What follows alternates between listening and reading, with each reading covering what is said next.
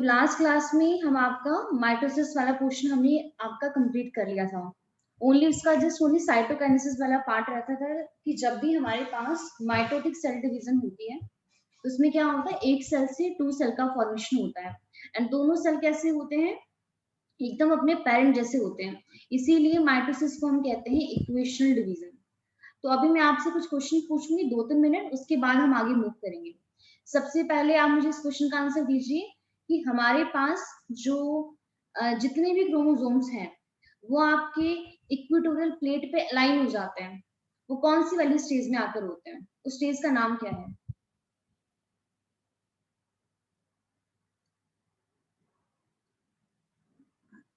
और सारे बच्चे आंसर देंगे, ठीक है?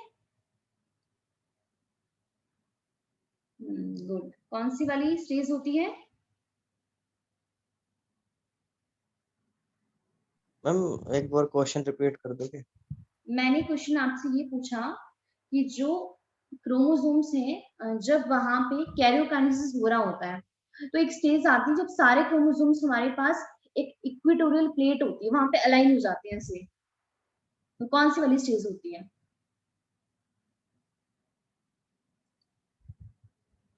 मेटाफेज। हाँ ठीक है, सबने सही आंसर दिया है। कोमल ने भी, गौरी ने भी और परिणीति ने भी। स्वागत। आपने आंसर नहीं दिया। कौन सी स्टेज होती है? मेटाफेज होती है।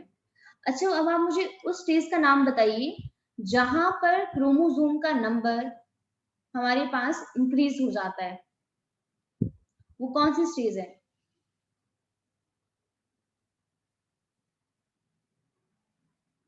कैरियोकाइनेसिस की। परिणीति, आपने मेरा क्वेश्चन ध्यान से सुना नहीं। मैंने क्वेश्चन क्या कहा? मैंने कहा ऐसे ऐसी कौन सी स्टेज है जहां पर क्रोमोसोम का नंबर डबल होता है, डीएनए का नंबर नहीं। डीएनए का अमाउंट एस फेज में डबल होता है, क्रोमोसोम का नहीं होता है।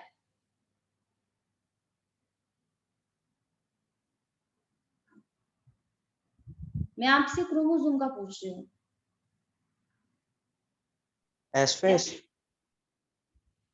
नहीं दिव्यम।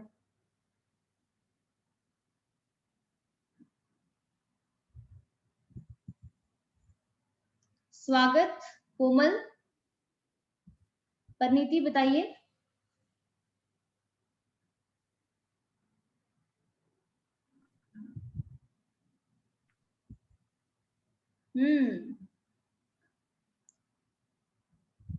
कोमल, आपने भी गलत गलत आंसर दिया।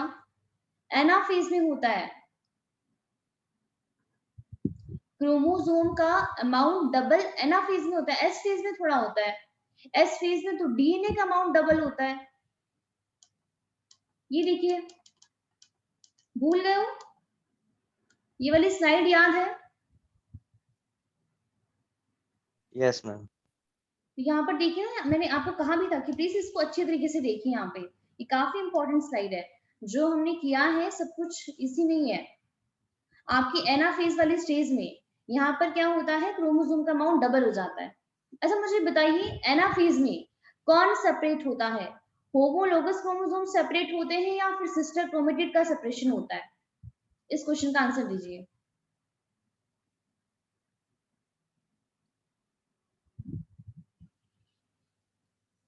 और प्लीज सारे बच्चे आंसर देंगे, कोई भी ऐसा नहीं होगा कि कोई आंसर ना दे। ये एनाफेज में सेपरेशन हुआ है, किसका हुआ है?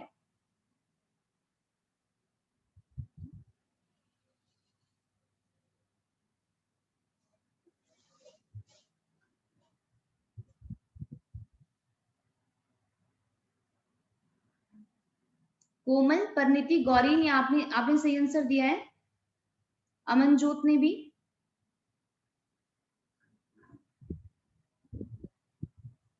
दिव्यम, स्वागत, आप भी आंसर दीजिए।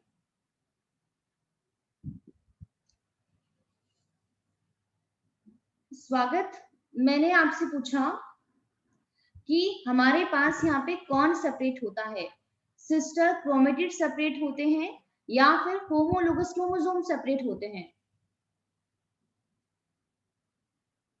सेंट्रोमेयर आपका स्प्लिट हो जाता है, वो टूट जाता है। टूटने की वजह से ही सबको इंडिविजुअल क्रोमोसोम्स मिल जाते हैं सबको। हाँ, सिस्टर क्रोमेटिड सेपरेट होते हैं, ठीक है। हाँ, सिस्टर क्रोमेटिड, ये देखिए ना हमारे पास, यहाँ पे ये देखिए, ये बीच में, ये आपस में क्या है, ये सिस्टर क्रोमेटिड ही तो है। तो देखिए यहाँ पे ये सेपरेट हो गए हैं। तो सिस्टर क्रोमेटिड का सेपरेशन होता है हमारे पास कब, एनाफेज के अंदर। तो ध्यान रखना, क्योंकि इस पे क्वेश्चन पूछे जाते हैं हमारे पास। तो आई होप आप सबको ये समझ में आ गया होगा जो हमने लास्ट टाइम आपका क्लास में किया था। अगर कोई भी प्रॉब्लम होगी तो प्लीज आप मुझे बताना।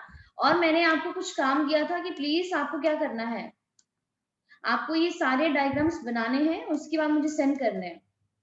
बताइए, गौरी ने मुझे सेंड किया, बाकी किसी ने सेंड नहीं किया। इसकी प्रैक्टिस आप जितनी करोगे उतना ही आपके लिए अच्छा रहेगा, ठीक है।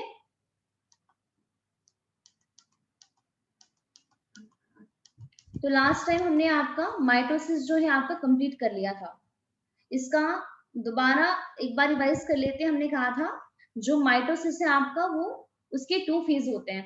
पहला फेज होता है हमारे पास कैरियोकाइनेसिस, जिसमें न्यूक्लियस का डिवीजन होता है।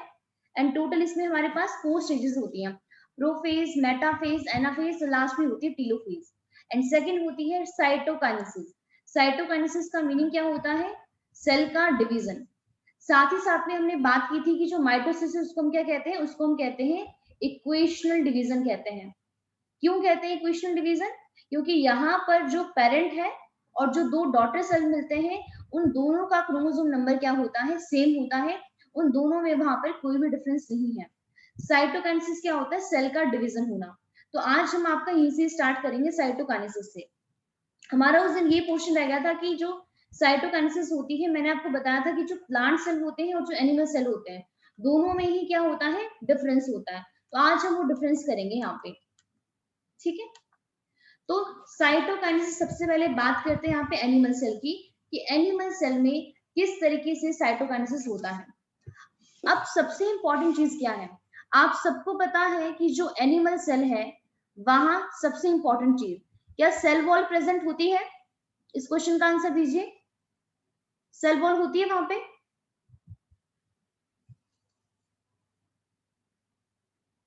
ओके दिव्यम, तो जो हमारे पास एनिमल सेल है वहां सेल वॉल नहीं होती है, एब्सेंट होती है। लेकिन जो प्लांट सेल है, प्लांट सेल में सेल वॉल प्रेजेंट होती है। तो सेल वॉल प्रेजेंट होने की वजह से और ना होने की वजह से जब सेल का डिवीजन होता है ना, तो इन दोनों में डिफरेंस आ जाता है। जब एनिमल सेल में, ये देखिए हमारे पास ये कौन सी स्टेज है, ये हमारे पास टीलोफेज वाली स्टेज है। आप सबको नजर आ रही है, और आई होप आप सब इसको रिकॉग्नाइज भी कर पा रहे हो कि ये कौन सी वाली स्टेज है। क्योंकि आप देख सकते हो इन दोनों में क्या हो गया है, देखिए जितना भी न्यूक्लियर मटेरियल है ये आपका पोल पे जा चुका है। और बीच में देखिए यहाँ पे क्या आ गई है, सेल के बीच में एक हमारे पास एक कॉन्स्ट्रिक्शन भी आ गई है, लेकिन अभी तक यहाँ पे डिवीजन नहीं हुआ है। अब एनिमल सेल में क्या होता है, यहाँ पे बीच में एक ना फरो बनती है जो आपको नजर आ रहा है, और इस फरो को बोलते हैं क्लीवेज फरो। यहाँ पे देखिए आपको ये फरो बन रही है। ये इस फरो के बाद ही क्या होता है, जो हमारा सेल है वो आपका डिवाइड कर जाता है और यहाँ पे 2 सेल बन जाते हैं। अब यहाँ पे देखिए ये फरो कैसे बनती है, इसको मैं आपको यहाँ पे बनाकर दिखाती हूँ। जैसे देखिए हमारे पास सेल ऐसा था कुछ इस तरीके से, बीच में कॉन्स्ट्रिक्शन है। अब जब ये फरो बनती है ना, ये आपकी बाहर से बनना शुरू होती है इस तरीके से, बाहर की तरफ, बाहर से अंदर की तरफ जाती है। और जब बनते बनते ऐसे जा रही है बाहर से अंदर की तरफ, और जब ये फुल बन जाती है तो बीच में इनमें सेपरेशन आ जाता है, और सेपरेशन आने के बाद ये अलग सेल बन जाता है, ये अलग सेल बन जाता है। तो ये बहुत इंपॉर्टेंट है कि फरो कैसे बनती है, आउटर टू इनर की तरफ जाता है वो आपका। जैसे आप यहाँ पे देख सकते हो कि एनिमल सेल में क्या है, दिस इज अचीव, क्या चीज, साइटोकाइनेसिस। कैसे कैसे होता है, by the appearance of furrow in the plasma membrane.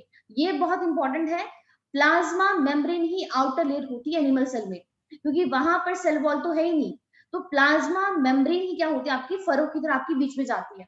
अब फरो ग्रेजुअली डीप होती है and ultimately join in the centre. तो साफ साफ वो कह रहा है कि वो सेंटर में ज्वाइन कर रहा है। मतलब अगर हम बात करें कि इस तरीके से है, देखिए ये आपका यहाँ से भी जा रहा है अंदर की तरफ और यहाँ से भी अंदर की तरफ जा रहा है। तो जब हमारे पास इधर सेंटर में आकर मिल जाता है तो यहाँ पे क्या हो जाता है, क्लीवेज हो जाता है। जब ये सेंटर में ज्वाइन कर रहा है तो डिवाइड कर देता है सेल के साइटोप्लाज्म को इन द टू। लेकिन जब अगर हम बात करते हैं आपके प्लांट सेल की, तो प्लांट सेल में ऐसा नहीं होता। प्लांट सेल में यहाँ पे देखिए, अब सबसे इंपॉर्टेंट चीज, प्लांट सेल की सबसे आउटर मोस्ट लेयर होती है सेल वॉल। वहां तो हमारे पास प्लाज्मा मेम्ब्रेन नहीं होती है, तो अंदर होती है। यही रीजन है कि यहाँ पर जब हम बात करते हैं ना किसकी, कि साइटोकाइनेसिस की, तो इन दोनों में डिफरेंस आ जाता है। प्लांट सेल में क्या होता है, सेल प्लेट की फॉर्मेशन होती है। ये बहुत इंपॉर्टेंट चीज है। एनिमल सेल में क्लीवेज फरो बनती है और यहाँ पे सेल प्लेट का फॉर्मेशन होता है। वहां पे जब आपकी फरो बनती है, आपके बाहर से अंदर की तरफ जाना शुरू करते हैं। लेकिन यहाँ उल्टा होता है। यहाँ आपके ना जो सेल प्लेट बनती है उसमें वो आपकी ना गोल्जी, अब आप सबने गोल्जी एपरेटस कर लिया है, गोल्जी बॉडी पढ़ ली है। तो गोल्जी बॉडी में हमने क्या कहा था, सिस्टर्ने भी होते हैं और हमारे पास वेसिकल्स भी होते हैं। तो यहाँ पे बीच में नजर आ रहे हैं आपको, ये कुछ वेसिकल्स की फॉर्मेशन होती है। बट वेसिकल सबसे पहले यहाँ पे सेंटर में आते हैं और सेंटर में आने के बाद ये आपके बाहर की तरफ जाना शुरू करते हैं। उसमें उल्टा था, उसमें बाहर से अंदर की तरफ आ रहे थे। तो इस तरीके से ये देखिए यहाँ पे वेसिकल आए हैं और वेसिकल क्या कर रहे हैं, सेल प्लेट का फॉर्मेशन करते हैं। करते करते ये देखिए आपका एच पे पहुंच जाता है और जैसे ही यहाँ पे एच पे पहुंच गया है तो सेल वॉल क्या होती है, यहाँ पे पूरी पूरी आपकी बन जाती है। तो ये बहुत इंपॉर्टेंट पॉइंट है कि हमारे पास साइटोकाइनेसिस जब प्लांट सेल में होता है वहां पे सेल प्लेट का फॉर्मेशन होता है। लेकिन जब एनिमल सेल में साइटोकाइनेसिस होती है वहां पे क्लीवेज फरो बनती है। और ये हमारे पास सेल प्लेट को बनाने वाले कौन होते हैं, वेसिकल्स होते हैं। ये वेसिकल सबसे पहले सेंटर में आते हैं और सेंटर से आपके आउटर की तरफ मूव करते हैं और करते करते आपके एज पे पहुंच जाते हैं। और इस तरीके से इन्होंने क्या काम किया, साइटोप्लाज्म को टू पार्ट के अंदर डिवाइड कर दिया। तो ये आप यहाँ पर देख सकते हो कि जो प्लांट सेल है are enclosed by relatively inextensible cell wall। Cell wall कैसी होती है, इनएक्सेसिबल होती है, ज्यादा फ्लेक्सिबल नहीं होती है और सबसे इंपॉर्टेंट डेड होती है। therefore they undergo cytokinesis by the different mechanism। in plant cell wall formation start in the center। important point, wall का जो फॉर्मेशन है कहां से स्टार्ट हुआ है, सेंटर से हुआ है। बट एनिमल सेल में फरोज कहां से बन रही थी, आपके एज से बन रही थी। तो यहाँ पे कहां से स्टार्ट हुआ है, centre of the cell and grow outward. अब ये बाहर की तरफ जा रहा है to meet the existing lateral wall. जो हमारे पास लेटरल वॉल है यहाँ से मिलने के लिए the formation of new cell wall begin with the formation of simple precursor. उस प्रिकर्सर को बोलते हैं सेल प्लेट। कि सेल वॉल का फॉर्मेशन किससे होता है, सेल प्लेट से होता है, जो रिप्रेजेंट करता है middle lamella between the wall of the two adjacent cell. अब मुझे बताने की जरूरत नहीं है, आप हम सारी चीजें अच्छी तरीके से सेल वाले चैप्टर में कर आ चुके हैं। आप सबको पता है कि अगर मैं यहाँ पे प्लांट सेल की सेल वॉल बनाऊं तो यहाँ पे ये जो दो सेल होते हैं बीच में कौन सेपरेट करता है, मिडल लैमिला ही करता है ना। तो अक्सर ये हमारे पास सेल वॉल का मिडल लैमिला ही होता है जिसकी फॉर्मेशन यहाँ पर होती है।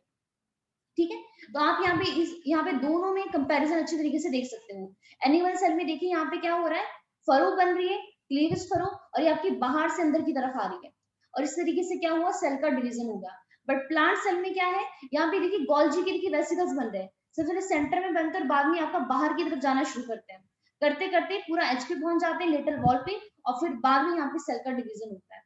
तो ये थी साइटोकाइनेसिस आपकी एनिमल सेल में और इवन आपका प्लांट सेल में।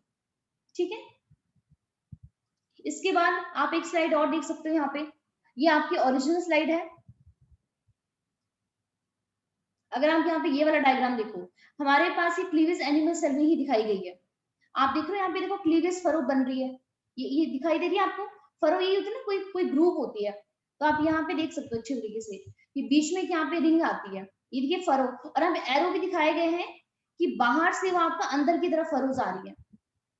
और इस तरीके से करते करते, और एक चीज और, जो ये फरोज बनती है, जो बीच में रिंग आती है ना, ये रिंग भी आपकी माइक्रोफिलामेंट की ही होती है। और माइक्रोफिलामेंट किससे बना होता है आपका, ये भी प्रोटीन से बना होता है। और यहाँ पे क्या हुआ, हमारे पास टू डॉटर सेल का फॉर्मेशन हो गया। और सेकेंड आप यहाँ पे बैक्टीरिया के अंदर देख सकते हो, जो अभी भी मैंने आपको बताया। यहाँ पर देखिए हमारे पास वेसिकल फॉर्म कर रहे हैं प्लेट को। ठीक है, और ये वेसिकल किसके हैं, गोल्जी के वेसिकल्स है। तो सबसे पहले सेंटर में आते हैं और सेंटर से यहाँ पे बाहर की तरफ जाना शुरू करते हैं। ठीक है, और इस तरह से देखिए यहाँ पे पूरा सेल प्लेट बन गया। तो सेल प्लेट को बनाने वाला कौन है, गोल्जी वेसिकल, और बाद में सेल प्लेट आपकी इधर लेटरल वॉल तक पहुंच गई और इस तरीके से क्या हुआ, टू डॉटर सेल का फॉर्मेशन हो गया। तो इन दोनों में क्या है डिफरेंस है, प्लांट सेल में, एनिमल सेल में, साइटोकाइनेसिस के केस में। और एक चीज और भी आती है, जो हमने लास्ट टाइम जब आपका माइटोसिस किया था तो मैंने आपको बताया था कि वहां पे जो एस्टर बनते हैं ना, वो जो सेंट्रियोल एंड आपका सेंट्रोजोम बनाता है, वो ओनली एनिमल सेल में बनते हैं, प्लांट सेल में ऐसा नहीं होता, क्योंकि प्लांट सेल में सेंट्रोजोम होता ही नहीं, वहां पे सेंट्रोल होते ही नहीं है। तो वहां पे वो जो आपके सन की तरफ बन रहे थे ना इस तरीके से एस्टर का फॉर्मेशन था, वो भी ओनली एनिमल सेल में होता है, प्लांट सेल में नहीं होता है। इसके बारे में आपको ध्यान रखना है, ठीक है। तो ये हमारा जो माइटोसिस वाला पोर्शन था ये आपका कंप्लीट हो गया है। तो आई होप आपको समझ में आ गया होगा। तो यहाँ पे कुछ रूल्स हैं, ऐसे हम ये कर ही चुके हैं कि आप अगर आपको कोई भी कुछ भी पूछ लिया जाए, आप कैसे किसी भी क्रोमोसोम का नंबर और कैसे वहां पे डीएनए के मॉलिक्यूल्स को काउंट करोगे। तो सिंपल सी बात है कि जितने वहां पे क्रोमेटेड होंगे उतना वहां पे उसका डीएनए का कंटेंट होगा, और जितने वहां पे सेंट्रोमेर होंगे उतना वहां पे उसका क्रोमोसोम का नंबर होगा, ठीक है। यहाँ पे ऐसी सारी चीजें वो लिखी गई हैं जो जो रूल्स हैं जो मैं आपको बता चुकी हूँ। अब अभी हम यहाँ पे बात करेंगे सिग्निफिकेंस की, कि इस माइटोसिस का क्या सिग्निफिकेंस होता है, हमारी लाइफ में क्या रोल है, और जो बाकी ऑर्गेनिजम्स है उनकी लाइफ में इसका क्या रोल है। तो जैसे ही हमने कहा कि ये जो माइटोसिस है इसको हम क्या कहते हैं, इक्वेशनल डिवीजन कहते हैं। अब इक्वेशनल डिवीजन आप सबको पता चल गया है कि अगर मान लेते हैं हमारे पास ये कौन है, पेरेंट सेल है, तो पेरेंट सेल के पास जो भी कंटेंट होगा, क्रोमोसोम का कंटेंट हो, ऑर्गेनेल का कंटेंट हो, वो सारा कंटेंट जब ये डिवाइड होकर 2 सेल बनाएगा तो हूबहू ये जो 2 सेल बनेंगे अपने पेरेंट की तरह ही होंगे, और इन 2 सेल को बोलते हैं डॉटर सेल। अगर यहाँ पे क्रोमोसोम का नंबर 16 होगा तो इनके डॉटर सेल में भी 16 एंड 16 ही है आफ्टर सेल डिवीजन, इसीलिए कहते हैं माइटोसिस को हम इक्वेशनल डिवीजन होती है। और दूसरी चीज ये है, बहुत सारे ऑर्गेनिज्म ऐसे हैं उनकी बॉडी में मतलब क्या होता है कि सेक्सुअल रिप्रोडक्शन होता ही नहीं है, एसेक्सुअल रिप्रोडक्शन ही होता है। तो माइटोसिस क्या है, ओनली मेथड है कि वो आपका रिप्रोडक्शन कर सकते हैं। जैसे मैं अगर आपको एग्जांपल लूं यहाँ पे आपका अमीबा का, अमीबा में आप सबने बाइनरी फिशन देखा होगा कि बाइनरी फिशन होता है, 10th में सबने पढ़ा हुआ। क्या होता है कि हमारे पास अमीबा की ऐसी बॉडी होती है और बाद में क्या होता है आपका डिवाइड करके यहाँ पे 2 बॉडीज बना लेती है। कैसे करके, हम कहते हैं कि डिवीजन होगी। यहाँ पे आपने पूरा प्रोसेस किया होगा इस तरीके से, उनका न्यूक्लियस इलोंगेट होता है, बाद में यहाँ पे कंस्ट्रक्शन आती है और करते करते यहाँ पे उनकी डिवीजन हो जाती है। तो आपने कभी सोचा कि ये डिवीजन कौन सी, यही वाली तो है माइटोटिक सेल डिवीजन। तो ये बहुत सारे ऑर्गेनिज्म ऐसे हैं कि ये रिप्रोडक्शन भी आपको माइटोसिस के थ्रू ही करते हैं। अब यहाँ पे जो हमारे पास डॉटर सेल बने हैं अब एकदम अपने पेरेंट जैसे हैं, इसीलिए इनको हम क्लोन्स भी कहते हैं। क्लोन की तरह ये ना एज इट इज ही है। तो यहाँ पे क्या है, देखिए माइटोसिस क्या है, इक्वेशनल डिवीजन है। अब इंपॉर्टेंट चीज दोबारा हम रिवाइज कर रहे हैं, यहाँ पे हमने बात की थी कि जो माइटोसिस होती है, अगर हम एनिमल सेल की बात करते हैं, अपनी बात करते हैं ह्यूमन बीइंग की, तो हमें माइटोसिस ओनली कौन से सेल में होता है, सोमैटिक सेल में ही होता है। जर्म सेल में कभी भी माइटोसिस नहीं होती है। मतलब कहने का मतलब है ओनली डिप्लॉइड सेल में होती है माइटोसिस, हैप्लॉइड सेल में नहीं होती। लेकिन अगर हम बात करते हैं आपके प्लांट सेल की, तो प्लांट सेल के अंदर हमारे पास हैप्लॉइड सेल हो या डिप्लॉइड हो, दोनों में ही माइटोसिस होती है, ठीक है। अब प्लीज आप उस चीज को रिलेट करो जो हमने आपका पहले वाले, हमने ये सारे पॉइंट्स हम आपके क्लियर कर चुके हैं। तो माइटोसिस क्या है, equational division is usually restricted to the diploid cell only. Restricted कहाँ पे है, मोस्टली ये हमारे पास डिप्लॉइड सेल में होती है ह्यूमन बीइंग के केस में, मतलब एनिमल के केस में। लेकिन बहुत सारे प्लांट ऐसे हैं, प्लांट में क्या हो, डिप्लॉइड सेल हो या हैप्लॉइड हो, दोनों में ही माइटोसिस होती है। But however in some lower plant and some social insect, haploid cell also divide by the mitosis. Lower plant तो आपको समझ में आ गए, कौन कौन से, एल्गी हो गया, ब्रायोफाइट्स हो गए, टेरिडोफाइट्स हो गए। लेकिन सोशल इंसेक्ट की बात करते हैं, पहले आपको इसी के बारे में आपको बताती हूँ। आप सबने हनी बी के बारे में सुना होगा। जो ये हनी बी होती है, इसका जो सेक्स डिटरमिन होता है वो आपका डिपेंड करता है हैप्लॉइड और डिप्लॉइड सिस्टम के ऊपर। अब यहाँ पे देखिए क्या होता है, इसको भी आप समझोगे। जो हमारे पास फीमेल बी होती है, हनी बी, सबको इसके बारे में पता है, वो क्या होती है, डिप्लॉइड होती है। और यहाँ पे हमारे पास जो मेल बी होते हैं जितने भी, वो सारे ही नेचर में हैप्लॉइड होते हैं। आप इससे खुद को ही रिलेट कर लो। अगर हम बात करते हैं ह्यूमन बीइंग की, तो हमारे अंदर मेल हो या फीमेल हो, सारे के सारे ही डिप्लॉयड है, सबके पास ही 46 क्रोमोसोम है। लेकिन यहाँ पर ऐसा नहीं होता, फीमेल हमारे पास डिप्लॉयड होती है और यहाँ पे जो मेल भी होता है वो क्या होता है, हैप्लॉयड होता है। अभी हाँ, आप यहाँ पे क्रोमोसोम का नंबर भी देख लीजिए। जो हमारे पास फीमेल है उसके पास क्रोमोसोम्स होते हैं 32, मतलब डिप्लॉयड कितने हैं, 32 है, मतलब कितने का पेयर है, 16 का पेयर है। लेकिन जो मेल है वो हैप्लॉयड है, उसके पास है ही 16 क्रोमोसोम, वो कैसा है, हैप्लॉयड है। अब यहाँ पे देखिए, जो हमारी ये फीमेल बी है, ये क्या करती है, जब ये मियोसिस करती है। आज हम एक्चुअली इसके बाद, अभी हम ना मियोसिस के बारे में बात करेंगे। थोड़ा सा मैं आपको ये बता देती हूँ जस्ट ओनली समझने के लिए। जैसे भी हमने बात की यहाँ पे माइटोसिस की, तो माइटोसिस में क्या होता है, ये जो पेरेंट सेल है जब ये डिवाइड करेगा, 2 सेल बनाएगा, तो यहाँ पे क्रोमोसोम का नंबर था, मान लेते हैं 40, तो बच्चों में भी 40 से लेकर यहाँ पे कोई फर्क नहीं आएगा। इसलिए हम माइटोसिस को क्या कहते हैं, इक्वेशनल डिवीजन कहते हैं। एक डिवीजन आज हम और पढ़ेंगे जिसका नाम है मियोसिस, जो होती है हमारे जर्म सेल में। जर्म सेल कौन होते हैं, जो हमारे रिप्रोडक्शन में पार्टिसिपेट करते हैं। एक सेल है, जब भी सेल के अंदर मियोसिस होगा और मियोसिस होने के बाद जब ये 2 सेल बनाएगा, मान लेते हैं यहाँ पे क्रोमोसोम कितने थे, 40 थे, तो 40 होने के बाद यहाँ पर भी 20 हो जाएंगे, इधर भी 20 हो जाएंगे। तो यहाँ पे देखिए क्या हुआ, क्रोमोसोम का जितना नंबर था उनके डॉटर सेल में आके एकदम वो हाफ हो गया, रिड्यूस हो गया ना, रिडक्शन होगी। बट कितने की रिडक्शन हुई, एकदम हाफ की रिडक्शन होगी। 40 का हाफ 20 ही होता है, तो यहाँ पे क्या हुआ, रिडक्शन हो गया। इसीलिए मियोसिस को हम कहते हैं रिडक्शनल डिवीजन, कि जब भी किसी सेल में क्या होता है, मियोसिस वाली डिवीजन होती है, मियोसिस होती है, तो वहां पर उस सेल के अंदर क्रोमोसोम का नंबर क्या हो जाता है, रिड्यूस हो जाता है। और कितना रिड्यूस होता है, एकदम हाफ हो जाता है।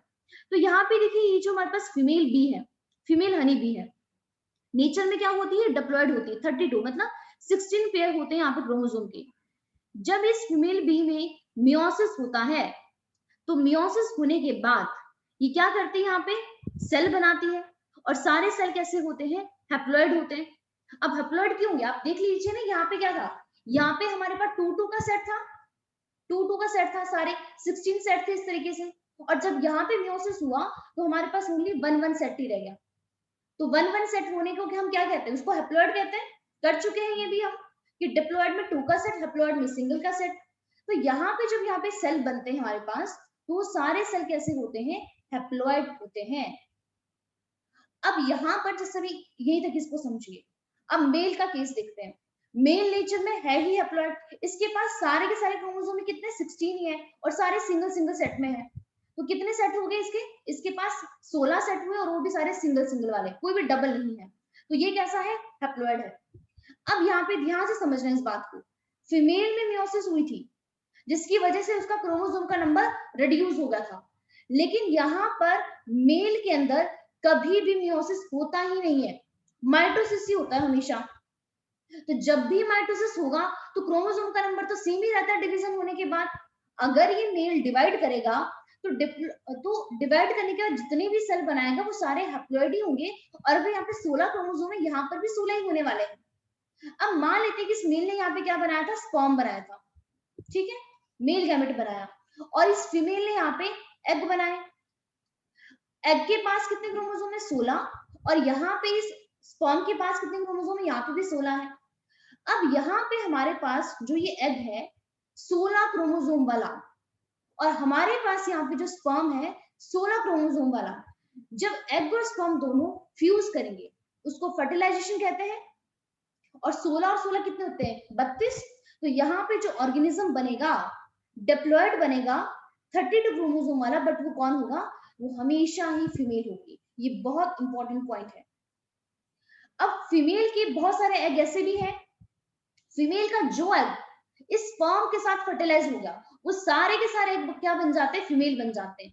लेकिन जिसको हमारे पास यहाँ पे स्पर्म नहीं मिलता, जहां पर फर्टिलाइजेशन जो नहीं हुई, वो बन जाता है मेल। तो इसीलिए इसे हम कहते हैं हैप्लोडिप्लॉयड सेक्स डिटर्मिनेशन, कि यहाँ पर क्रोमोसोम किस ऑर्गेनिज्म के पास हैप्लॉइड है कि डिप्लॉइड है वो उसके ऊपर डिपेंड करता है। अगर कोई ऑर्गेनिज्म डिप्लॉइड है तो वो फीमेल बनेगी, अगर किसी के पास हैप्लॉइड है तो वो यहाँ पर मेल बनेगा। तो मेल हमेशा ही नेचर में क्या होता है, हैप्लॉइड होता है। और यहाँ पे देखिए इसमें हमेशा ही माइटोटिक डिवीजन हो रही है, कभी भी मियोसिस होती ही नहीं है। लेकिन जो फीमेल है वहां पे मियोसिस होती है, और मियोसिस होने के बाद हमें क्या मिलते हैं, यहाँ पे एग मिलता है। जो एग उसका फर्टिलाइज हो गया वो फीमेल बन जाता है, और जो एग फर्टिलाइज नहीं हुआ वो आपका क्या बन जाता है, वो मेल बन जाता है। हैप्लॉइड यहाँ पर मेल बन गया है। अब आप ये वाला डायग्राम देखिए, यहाँ पर भी देखिए सारी बातें वही लिखी है। जैसे यहाँ पे देखिए हमारे पास डिप्लॉइड फीमेल भी है, और यहाँ पे मेल कैसा है, मेल है हैप्लॉइड। अब यहाँ पे देखिए हैप्लॉइड मेल बी के अंदर नो मियोसिस, मियोसिस होता ही नहीं है। तो जो भी ये स्पर्म बनाता है वो सारे हैप्लॉइड ही होते हैं यहाँ पे। लेकिन यहाँ पर मियोसिस होने के बाद फीमेल जो एग बनाएगी वो कैसे होंगे, वो हमारे पास हैप्लॉइड होंगे। जब यहाँ पे देखिए स्पर्म ने अगर फर्टिलाइजेशन कर दिया तो क्या बन जाएगी, यहाँ पे डिप्लॉइड फीमेल भी बनेगी। लेकिन आप सेकंड केस में देखिए, डिप्लॉइड फीमेल भी है, मियोसिस होके एग बनाए, लेकिन अगर एग आपके फर्टिलाइज ही नहीं हुए, इस स्पर्म ने अगर इसको फर्टिलाइज नहीं किया तो वो क्या बन जाते हैं, मेल भी बन जाते हैं। तो मेल सारे के सारे हैप्लॉइड होंगे एंड सारी फीमेल क्या होगी, डिप्लॉइड होगी। तो यहाँ पे आप ये सिग्निफिकेंस देख रहे हो कि किसी की लाइफ के लिए इंपॉर्टेंट क्या है। सोचो यहाँ पे कि अगर यहाँ पे माइटोसिस, मतलब यहाँ पे माइटोसिस का क्या रोल है कि यहाँ पे हमारे पास जो ये स्पर्म बन रहे हैं उसका नेचर क्या है, उसका नेचर आपका, मतलब उसके अंदर क्रोमोसोम का नंबर आपका मेंटेन रह पा रहा है। अदरवाइज सोचो अगर यहाँ पे मियोसिस होता तो 16 से भी और रिड्यूस हो जाता, 18 क्रोमोसोम आपके रह जाते। तो यहाँ पे क्या लिखा गया है, सिग्निफिकेंस है division of life of an organism. ठीक है, ये आपके एनसीईआरटी में ही ये वाला क्वेश्चन यहाँ पे पूछा गया है। अब आपको ये समझ में आ जाएगा यहाँ पे। तो यहाँ पे देखिए क्या लिखा गया है कि माइटोसिस और इक्वेशनल डिवीजन रिस्ट्रिक्टेड कहाँ पे होती है, मोस्टली ये हमारे पास डिप्लॉइड सेल में ही होती है। ठीक है, हैप्लॉइड सेल में नहीं होती है। लेकिन अभी भी आपने देखा वहां पे हमारे पास वो मेल कैसा था, हैप्लॉइड था। हैप्लॉइड होने के बावजूद भी वहां पे माइटोसिस हुआ उसका नंबर इंक्रीज करने के लिए। तो आप उसकी वो इकोनॉमिक इंपॉर्टेंस देख पा रहे हो वहां पे, मतलब सॉरी इंपॉर्टेंस देख पा रहे हो कि जो मेल है वो diploid, but diploid sorry haploid है, एंड हैप्लॉइड होने के बावजूद भी वहां पे माइटोसिस हो रहा है। बल्कि माइटोसिस एनिमल में ओनली डिप्लॉइड सेल में ही होता है, लेकिन इंसेक्ट हमारे पास एनिमल किंगडम के अंडर ही आते हैं ना। तो यहाँ पे वही चीज लिखी गई कि कुछ लोअर प्लांट ऐसे हैं और सम सोशल इंसेक्ट ऐसे हैं। सोशल इंसेक्ट का मतलब यहाँ पे हनी बी के बारे में बात करें वो। Haploid cell also divide by the mitosis. तो इसमें एग्जाम्पल क्या आएगा, मेल हनी बी का। ये जो मेल हनी बी है वो होती नेचर में हैप्लॉइड है, बट फिर भी वहां पे माइटोटिक डिवीजन होती है, और माइटोटिक डिवीजन करके क्या करते हैं, अपना नंबर इंक्रीज करते हैं। So mitosis usually result in the production of diploid daughter cell. तो यहाँ पे क्या मिलते हैं, अगर डिप्लॉइड सेल में होंगे तो डॉटर सेल भी डिप्लॉइड ही मिलेंगे, जिनकी आइडेंटिकल जेनेटिक कॉम्प्लीमेंट होगा। जो ग्रोथ जो होता है मल्टी सेलुलर ऑर्गेनिज्म का is due to the mitosis. आप हमारी बॉडी में जितनी भी ग्रोथ देख पा रहे हो ना, जितनी भी हमारी हमारी पूरी पूरी बॉडी के ऑर्गन्स क्या करते हैं, ग्रो करते हैं, पूरी बॉडी ग्रो करती है। कोई इंजरी हो जाती है तब बॉडी ग्रो करती है। वो जितनी भी ग्रोथ होती है उन सब में माइटोसिस ही होती है, मियोसिस नहीं होती सब में। हर जगह माइटोसिस है। जितनी बड़े से बड़ा एक्सीडेंट हो जाए, बड़ी से बड़ी चोट लग जाए, एक टाइम बाद हम हील कर ही जाते हैं। वो जो हीलिंग प्रोसेस है वो सारा यहाँ पे सेल डिविजन से होता है। जो कौन करता है, माइटोसिस ही करता है। हम एक बच्चा छोटा सा पैदा होता है, छोटे से बड़ा बड़ा बड़ा हो रहा है, पूरी लाइफ टाइम में वो आपकी ग्रोथ कर रहा है। वो ग्रोथ किस वजह से होती है, ड्यू टू द माइटोसिस। तो ये जो ग्रोथ जो होती है मल्टी सेलुलर ऑर्गेनिज्म में, वो किस वजह से, due to the mitosis. So cell growth result in disturbing the ratio between the nucleus and the cytoplasm. ये तो हम बात कर ही चुके हैं कि जब सेल का ग्रोथ होता है, जैसे ये सेल छोटा था अभी ग्रो कर रहा है, तो देखो इसका साइटोप्लाज्म बहुत बड़ा हो गया लेकिन न्यूक्लियस अभी भी छोटा है। तो इतना बड़ा न्यूक्लियस, सॉरी इतना छोटा सा न्यूक्लियस अब इतने बड़े सेल को कंट्रोल नहीं कर सकता है, इसलिए वो एक टाइम बाद क्या करता है, अपने न्यूक्लियस का भी डिवीजन कर लेता है, ताकि यहाँ पे वो इजिली कंट्रोल कर सके एक छोटे से सेल को। तो यहाँ पे जब सेल की ग्रोथ होती है तो उसका रिजल्ट हमें क्या मिलता है, डिस्टर्बिंग द रेशियो। अब देखिए जब यहाँ पे सेल छोटा था और हमारे पास न्यूक्लियस भी उतना ही था, फिर तो यहाँ पे ठीक है कि जितनी रेशियो न्यूक्लियस की है उतनी रेशियो साइटोप्लाज्म की है। लेकिन जब सेल ग्रो हो गया तो आप देख रहे हैं यहाँ पे इनकी रेशियो बिगड़ गई है। साइटोप्लाज्म कंटेंट तो बहुत बड़ा हो गया लेकिन न्यूक्लियस अभी छोटा सा हो गया। तो यहाँ पे जो सेल ग्रोथ की वजह से न्यूक्लियस और साइटोप्लाज्म के बीच में जो यहाँ पे डिस्टरबेंस आई है उसको क्या करना है, उसको हमें नॉर्मल करना है। तो नॉर्मल के लिए भी हमें इसकी डिवीजन करनी पड़ेगी। तो यहाँ पे क्या लिखा कि सेल ग्रोथ रिजल्टिंग, उसका रिजल्ट हमें क्या मिलता है, डिस्टर्बिंग द रेशियो। रेशियो क्या होता है, रेशियो क्या हो जाती है, डिस्टर्ब हो जाती है, किस किस की, न्यूक्लियस और साइटोप्लाज्म के बीच की। सो it is therefore become essential, इसीलिए एसेंशियल हो जाता है कि हमें सेल को डिवाइड करना पड़ेगा ताकि हम रिस्टोर कर सके न्यूक्लियस साइटोप्लाज्म रेशियो को, मतलब उसको मेंटेन कर सके। A very significant contribution of mitosis is the cell repair। तो ये अभी हमने बात करी ली, जितनी मर्जी हमारी बॉडी में चोट लग जाए सेल हमारी रिपेयर कर जाते हैं, बॉडी रिकवर कर जाती है ड्यू टू द माइटोसिस।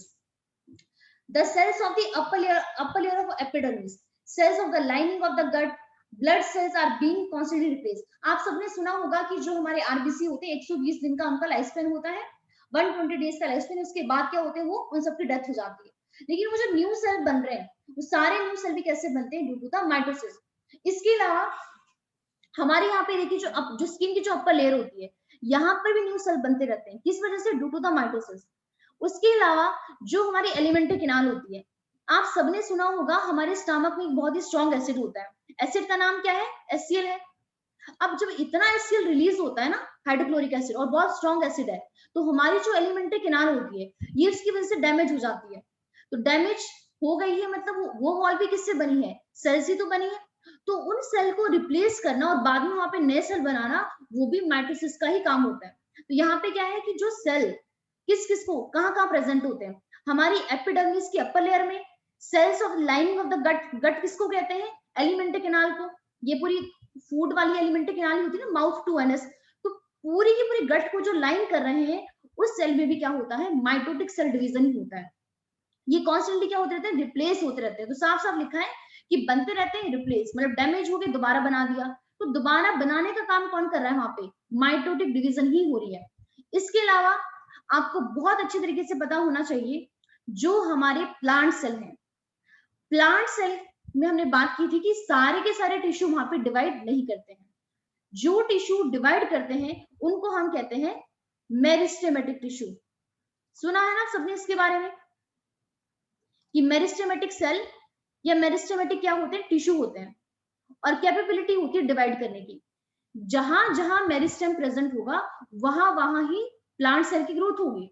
इसीलिए मेरिस्टेम रूट में प्रेजेंट होता है, रूट की ग्रोथ होती है, शूट में प्रेजेंट होता है, शूट की ग्रोथ होती है, कैम्बियम में प्रेजेंट होता है, मतलब आपका वेस्कुलर टिश्यू के बीच में प्रेजेंट होता है, इसलिए वहां पे ग्रोथ होती है। तो जहां जहां ये मेरिस्टेमेटिक टिश्यू प्रेजेंट होते हैं वहां वहां उनकी ग्रोथ होती है। लेकिन ये जो मेरिस्टेमेटिक टिश्यू जो है ये डिवाइड तो कर ही रहे हैं, बट वहां पे कौन सा प्रोसेस चल रहा है, माइटोसिस प्रोसेस ही चल रहा है। तो यहाँ पे क्या है, माइटोटिक डिवीजन, किसमें, मेरिस्टेमेटिक टिश्यू में। एपिकल मतलब उसकी टर्मिनल ग्रोथ करवाना, लेटरल उसकी साइड की ग्रोथ करवाना। प्लांट हमारा गर्थ वाइज भी तो इंक्रीज करता है ना, तो गर्थ वाइज में क्या होता है, वहां पे लेटरल कैम्बियम प्रेजेंट होता है, result in continuous growth of plant throughout their life. तो प्लांट हमारा पूरी लाइफ में ग्रो करता रहता है due to the meristematic tissue, क्योंकि ये कैसे सेल होते हैं, एक्टिवली डिवाइडिंग सेल होते हैं। बट वहां पर भी कौन सा प्रोसेस काम करता है, माइटोसिस ही काम करता है। उसके अलावा जो अभी मैं आपको बताया कि हमारे पास जो यूनिसेलुलर ऑर्गेनिज्म होते हैं वो सेक्सुअली रिप्रोडक्शन तो करते ही नहीं है, तो उनकी बॉडी में ये ओनली मोड है कि जिसकी वजह से वो क्या कर सकते हैं, अपना नंबर बढ़ा सकते हैं। माइटोसिस ही होता है उनकी बॉडी में और कुछ भी नहीं होता। सो it is the only mode of multiplication in unicellular organism. जो हमारे पास यूनिसेलुलर ऑर्गेनिजम्स होते हैं, लाइक आपका अमीबा हो गया, पैरामिश्रम हो गया, ये कैसे रेप्लिकेशन करते हैं, only with the mitotic division ही करते हैं, इनमें सेक्सुअल रिप्रोडक्शन नहीं होता है। So it is the process by which growth take place in animals. तो ये हमने बात करी ली कि हमारी बॉडी में जितनी भी ग्रोथ हो रही है, चाहे वो हमारा हार्ट डेवलप हो रहा है, हार्ट ग्रो कर रहा है, ब्रेन ग्रो कर रहा है, हमारी मसल्स ग्रो कर रहे हैं, सारी की सारी किस वजह से, due to the mitotic cell division. तो ग्रोथ होना, ग्रोथ का होना एनिमल्स के अंदर, प्लांट के अंदर ग्रोथ होना कॉन्स्टेंटली ऐड होते रहते हैं मोर सेल, तभी तो हमारी बॉडी भी मतलब बढ़ती रहती है ना इसके साथ साथ। तो इन सब में कौन सी ग्रोथ होती है, माइटोटिक सेल डिवीजन में होती है। और पहले भी बात की थी कि बॉडी में जितने भी सेल है हमारे पास, जितने भी सेल है, किसको छोड़कर, रिप्रोडक्टिव सेल को छोड़कर, स्पर्म को छोड़कर, एग को छोड़कर, उन सारे सेल को हम कहते हैं सोमैटिक सेल।